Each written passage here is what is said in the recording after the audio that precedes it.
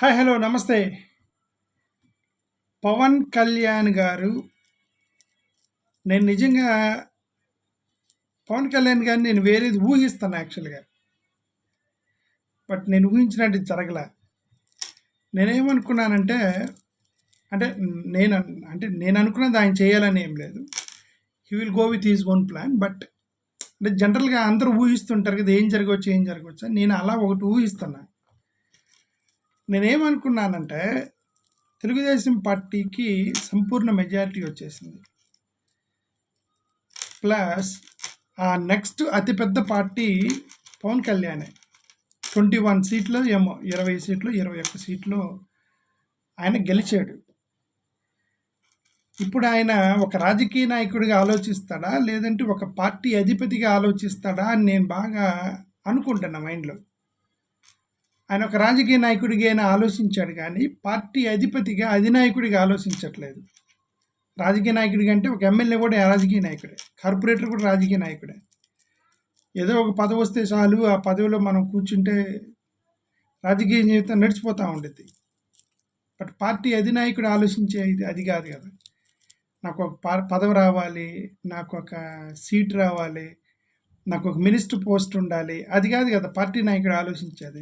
Party నాయకుడు ఆలోచించేది ఏంటంటే నా పార్టీని అధికారంలోకి ఎలా తీసుకురావాలి, నా పార్టీని రాష్ట్రంలో అతిపెద్ద పార్టీకి ఎలా మార్చాలి, నా పార్టీని మిగతా పార్టీలను ఎలా డామినేట్ చేసి నేను పెద్ద పార్టీకి ఎలా అవతరించాలి అనేది that should be the main aim of a party leader. నేనేమనుకున్నానంటే చంద్రబాబు నాయుడు గారికి అదే ఆయన మెజారిటీ ఆయనకు వచ్చాయి, 130 సీట్ల వరకు ఏమో వచ్చాయి. నెక్స్ట్ పవన్ కళ్యాణ్ గారే 21 సీట్లు ఉన్నాయి, జగన్మోహన్ రెడ్డి గారు 11 వచ్చాయి. ఈయన పార్టీలో చేరకుండా ప్రతిపక్షంలోకి వెళ్తాడేమో అని అనుకున్నాను నేను. పవన్ కళ్యాణ్కి ప్రతిపక్ష నాయకుడు హోదా వచ్చింది ఇప్పుడు ఆయన బయటికి వెళ్ళిపోతే కూటమి నుంచి. ప్రతిపక్షంలోకి వెళ్ళిపోయి ఆయన ప్రతిపక్షంలో కొట్లాడి ఆయన ప్రతిపక్షంలో నుంచి ఆయన పార్టీని అతిపెద్ద పార్టీకి అవతరించుకోవడానికి అది ఒక అవకాశం. అది ఐ వాజ్ థింకింగ్ దాట్ ఒక పార్టీ నాయకుడిగా ఇప్పుడు ఆయన ఎమ్మెల్యేలు కావాలనుకున్నాడు. ఆ పార్టీని అంటే అధికార పార్టీని దించి ఆయన పార్టీకి కొన్ని సీట్లు తెచ్చుకోవాలనుకున్నాడు. ఆయన 100% స్ట్రైక్ రేట్ తోటి 21 సీట్లు వచ్చాయి ఆయనకి. ఆయన అనుకున్నది అయిపోయింది, ఎమ్మెల్యే అయిపోయాడు, 21 సీట్లు వచ్చాయి. ఇప్పుడు కేవలం ఒక డిప్యూటీ చీఫ్ మినిస్టర్ అనేది ఆ పోస్టు కోసం అని ఇప్పుడు ఆ పార్టీని పనంగా పెడతాడని నేను ఊహించలే. నాకు ఆ డిప్యూటీ చీఫ్ మినిస్టర్ పోస్ట్ అవసరం లేదు, నాకు ఇప్పుడు అవకాశం వచ్చింది, 20 మంది ఎమ్మెల్యేలు ఉన్నారు, ఇప్పుడు నేను ప్రతిపక్షంలోకి వెళ్ళిపోతాను, ప్రతిపక్షంలోకి వెళ్ళిపోయి నా పార్టీని డెవలప్ చేసుకోవడానికి ట్రై చేస్తాను, నా నెక్స్ట్ నేనే అధికారంలోకి వస్తాను టీడీపీని ఓడించి అనేటువంటి ఆలోచనలోకి వెళ్తాడేమో అని నేను పవన్ కళ్యాణ్ గారు అనుకున్నా.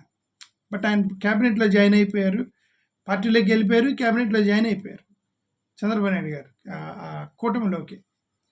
అంటే ఇంకా ఆయన అర్థం ఏంటంటే is very much comfortable with that being a secondary party in the NDA కూటమి. ఇప్పుడు అదే ఎలియన్స్ కొనసాగితే మళ్ళీ టీడీపీకే పెద్ద పార్టీ, కూటమిలో పెద్ద పార్టీకి ఉండిద్ది. కానీ ఇప్పుడు జనసేన పెరిగేది ఎప్పుడు, జనసేన ఒక పార్టీగా అవతరించేది ఎప్పుడు? When you are under the shadow of a bigger party, you are always under the shadow, right? అందుకే పవన్ కళ్యాణ్ గారు బాగా కన్ఫ్యూజన్లో ఉన్నట్టుగా అనిపిస్తుంది. చంద్రబాబు నాయుడు గారు కూడా ఇప్పుడు వాళ్ళందరూ సీఎం అని అరిచారు పవన్ కళ్యాణ్ని, ఫ్యాన్స్ మొత్తం.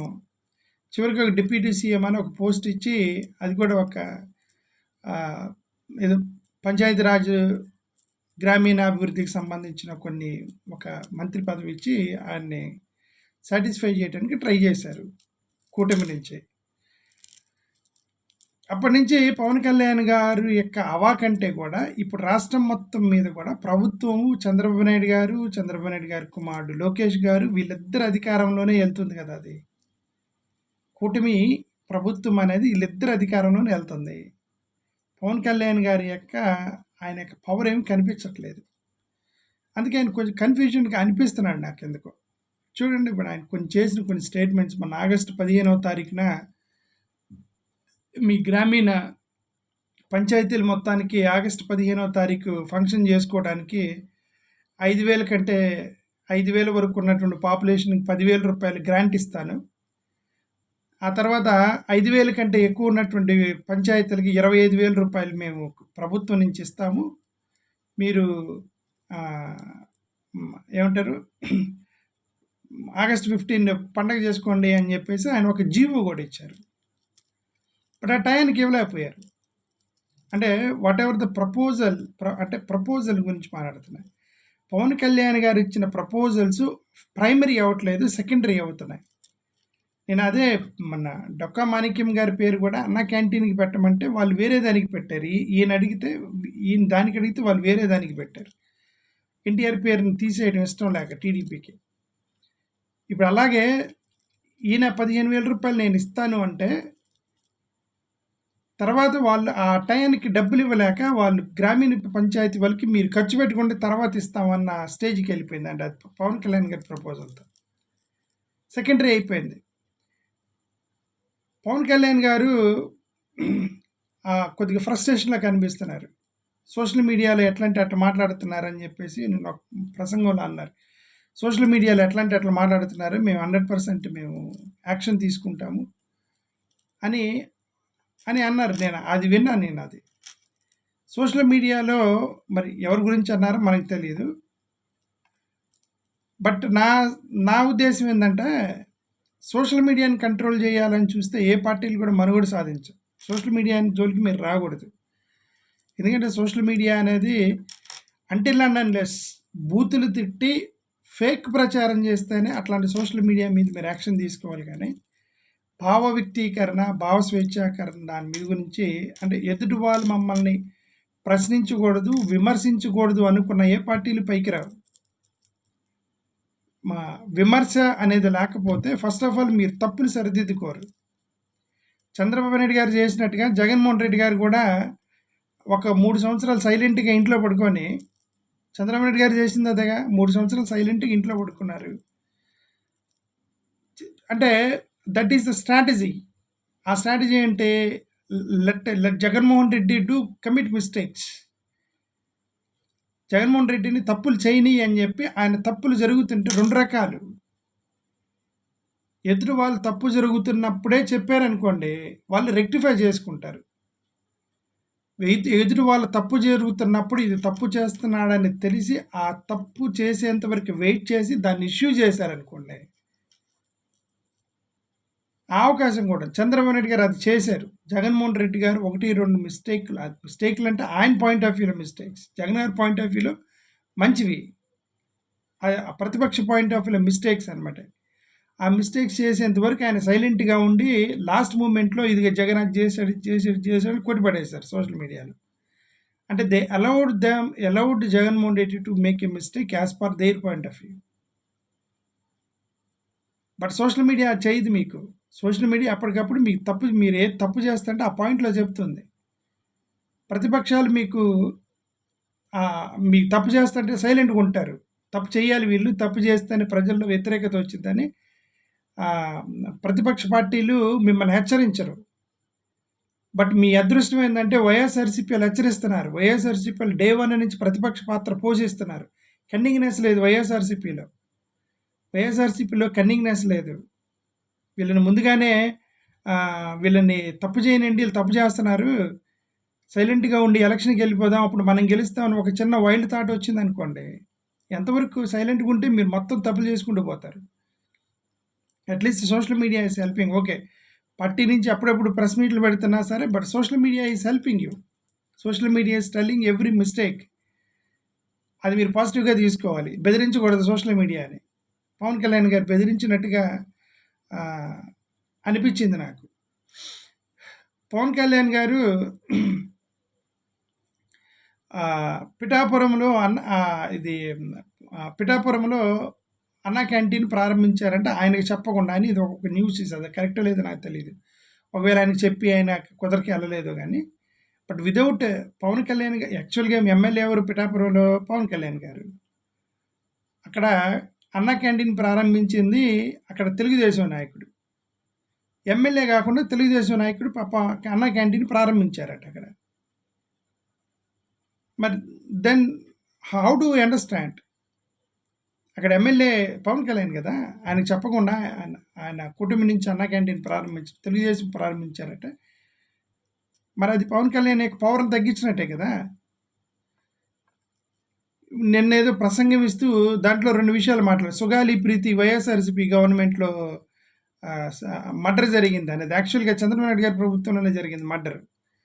నిన్న ముచ్చుమర్రి గ్రామానికి సంబంధించినటువంటి ఆ మర్డర్ కూడా వైఎస్ఆర్సీపీ ప్రభుత్వం వల్లనే అని చెప్పడం అంటే కన్ఫ్యూజన్లో ఆయన ఏం మాట్లాడుతున్నారు ఆయనకే తెలియట్లేదు. కన్ఫ్యూజన్లో ఉన్నారు. ఆగస్టు 15వ తారీఖు స్వతంత్ర దినోత్సవం బదులు గణతంత్ర దినోత్సవం అనేదో అన్నారు. సరే, పొరపాట్లు జరుగుతాయి, నోరు జారు ఒక్కోసారి ఇది అనుకుని అది కొని కామన్గా జరిగేవి అవి. బట్ దాన్ని నేను పెద్ద ఇష్యూ చేయట్లేదు. బట్ ఏంటంటే జస్ట్ చెప్తానంటే సోషల్ మీడియాలో తిరిగేవి అంటే కొద్దిగా కన్ఫ్యూజన్లో ఉన్నారు పవన్ కళ్యాణ్ గారు అనటానికి ఎన్ని నిదర్శనాలు. మన బంగ్లాదేశ్కి సంబంధించి ఒక ట్వీట్ ఇచ్చారు. గుడ్, మంచి ట్వీట్ ఇచ్చారు. మైనారిటీస్ని మీరు జాగ్రత్తగా చూసుకోవాలి, మైనారిటీస్ని మీరు దాడులు కరెక్ట్ కాదు. ముస్లిమ్స్ కాదు, క్రిస్టియన్, బుద్ధిస్టులు, Mohammedans and Ahmadiyyans and Hindus, minorities, వీళ్ళందరూ కూడా మైనారిటీస్. బంగ్లాదేశ్లో మైనారిటీస్ మీద దాడులు జరుగుతున్నాయి అని చెప్పి పవన్ కళ్యాణ్ గారు ఒక ట్వీట్ ఇచ్చారు. ఎక్కడో బంగ్లాదేశ్లో జరిగినటువంటి దాడుల మీద అక్కడ మైనారిటీస్కి ఇబ్బంది పడుతుందని ట్వీట్ ఇచ్చిన పవన్ కళ్యాణ్ గారు ఇక్కడ మన ఆంధ్రప్రదేశ్లో మన వినుకొండలో జరిగిన హత్య గురించి మాట్లాడలేదు. రైట్, కర్నూలులో జరిగిన హత్య గురించి మాట్లాడలేదు. అంబేద్కర్ స్టాచ్యూ మీద మాట్లాడలేదు. నేను అంబేద్కర్ స్టాచ్యూకి కనీసం డెకరేషన్ కూడా చేయలేదు, దాని గురించి మాట్లాడలేదు. సరే, మాట్లాడరు, ఇవన్నీ మాట్లాడలేదు, వాళ్ళ ప్రభుత్వం కానీ మాట్లాడరు. Fine, we are leaving it off. అవి మీరట్ట మాట్లాడరు, దట్ ఈస్ ఫైన్. అంటే నేను అదే ఉన్నానంటే ప్రతిపక్ష నాయకుడిగా వచ్చే అవకాశం, ఆయన పార్టీని నిలబెట్టుకోవాలంటే ఇప్పుడు ప్రతిపక్ష పాత్ర పోషిస్తే ఆయనకి అవకాశం వచ్చింది. పార్టీని బిల్డ్ చేసుకోగలుగుతాడు, పార్టీని డెవలప్ చేసుకోగలుగుతారు. ఇంక నేను ఆ TDP sorry camera fell down. Okay, TDP party ఆ షాడో కిందనే ఉంటాను అని అంటే ఇంకా అది he will be under the shadow forever. He will be under the shadow forever. Okay, సరే చూద్దాం ఏం చేస్తారు పవన్ కళ్యాణ్ గారు. Thank you.